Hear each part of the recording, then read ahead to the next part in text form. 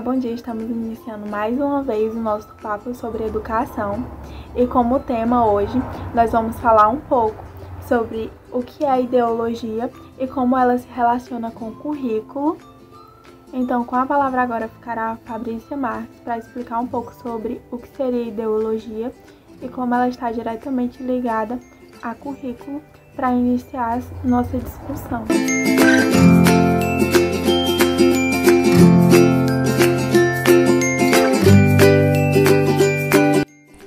Currículo e ideologia. A ideologia é um dos conceitos centrais a orientar a análise da escolarização em geral e a do currículo em particular. A ideologia e os elementos ideológicos de Estado, eles marcam naturalmente a preocupação com a questão da ideologia em educação. Na literatura educacional, fica claro o vínculo que a noção de ideologia tem com o interesse e o poder. O currículo educativo, ele representa a composição dos conhecimentos e valores que caracterizam um processo social, sendo que ele é proposto pelo trabalho ideológico nas escolas. Atualmente, o currículo é uma construção social, na acepção de estar inteiramente vinculado a um momento histórico, a determinada sociedade e às relações com o conhecimento. O currículo ele é um instrumento político que se vincula à ideologia, à estrutura social, à cultura e ao poder.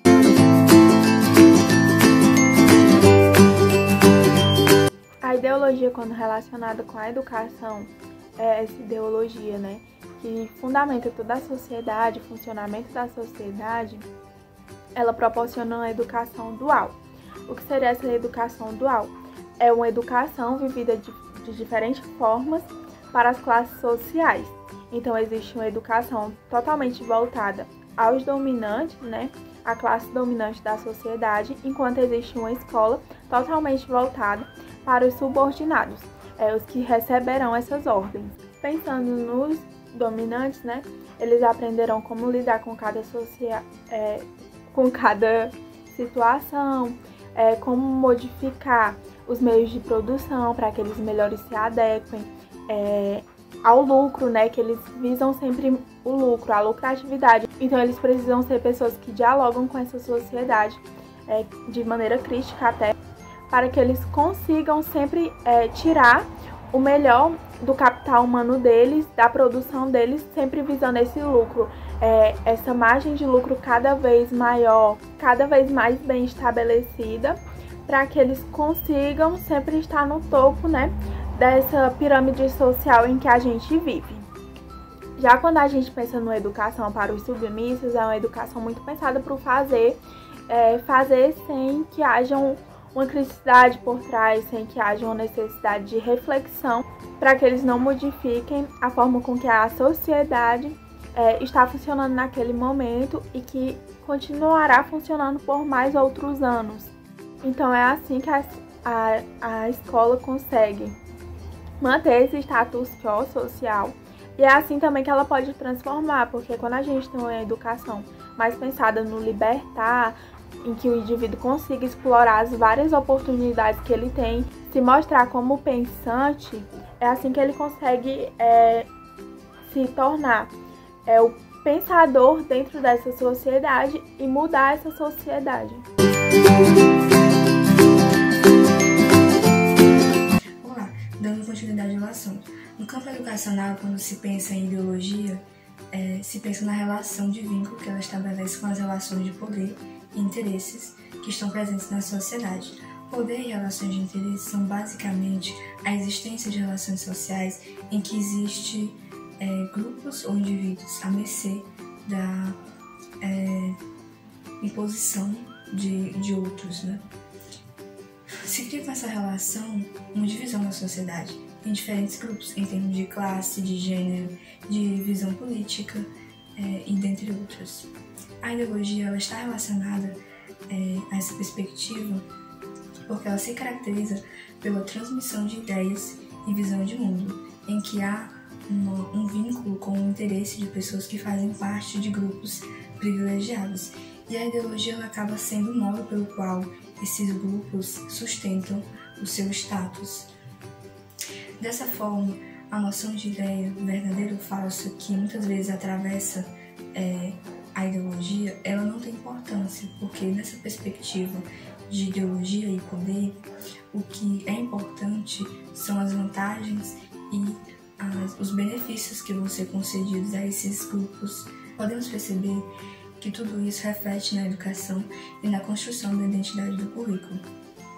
E também vai impactar em como o conhecimento ele vai ser difundido através dessa relação de poder e ideologia, e também nas relações que vão ser construídas nas instituições de ensino, por exemplo, nas instituições privadas ou públicas.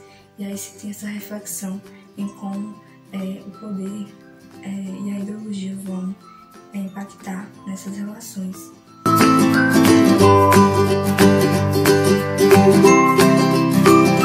Bom, falando agora um pouco sobre ideologia e senso comum, provavelmente vocês já escutaram frases como: o trabalho dignifica o homem. O senso comum ele é cheio de frases como essas que são tidas como verdades da cultura popular. Essa frase ela não é de toda falsa, mas ela acaba se tornando ideológica quando, por trás do seu aparente aspecto neutro, ela mascara relações de aproveitamento abusivo do trabalho alheio por outros homens.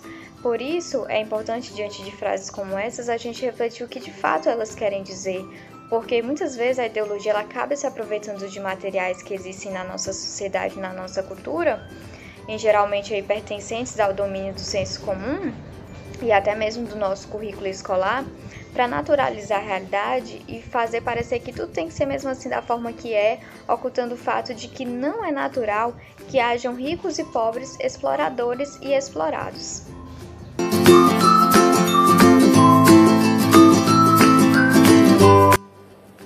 Como já vimos, existe uma distinção quanto à definição de ideologia, ou seja, não existe uma ideologia verdadeira nem uma ideologia falsa.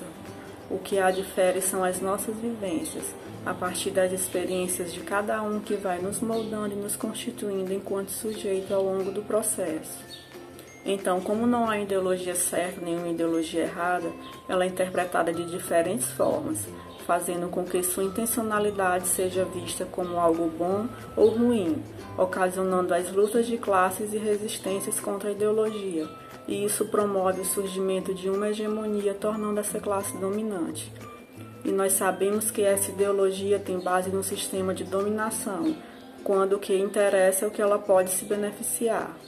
Um exemplo dessa dominação é a BNCC, que tem como proposta a unificação do ensino, sem levar em consideração as especificidades de cada aluno, assim como também os livros didáticos, que traz uma proposta idealista que não é condizente com a realidade dos alunos. Então, desse modo, a classe dominante vai moldando a sociedade, de forma que o indivíduo se torne oprimido, uma vez que os seus direitos será cumprir com regras estabelecidas por uma ideologia que trabalha para manter seus interesses. Bom, gente, foi isso. Obrigada pela atenção de vocês. Mas nós vamos ficando por aqui e até breve.